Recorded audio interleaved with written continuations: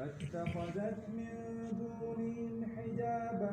فأرسلنا إليها روحنا فتمثل لها بشرا سويا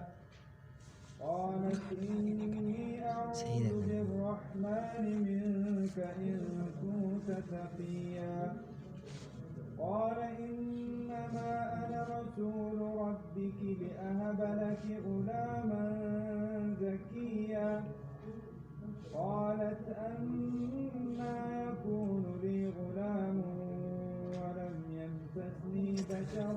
ولم أك بغيا قال كذلك قال ربك هو علي هين ولنجعله آية للناس ورحمة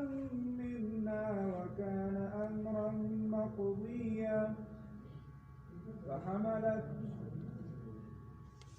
فأجاءها المخاض إلى جذع النخلة قالت يا ليتني مت قبل هذا وكنت نسيا منسيا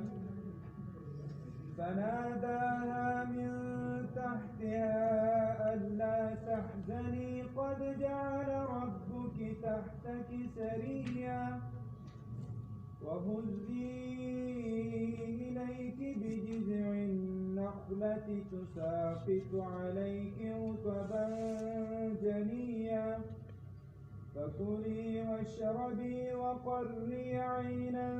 فإما ترين من البشر أحدا فقولي إني نذرت للرحمن صوما فلن أكلم اليوم إنسيا فأتت به قومها تحمله قالوا يا مريم لقد جئت شيئا فريا يا أخت هارون ما كان أبوك امرأ سوء وما كانت أمك بغيا فأشارت إليه قالوا كيف نكلم من كان في المهد صبيا قال إني عبد الله آتاني الكتاب وجعلني نبيا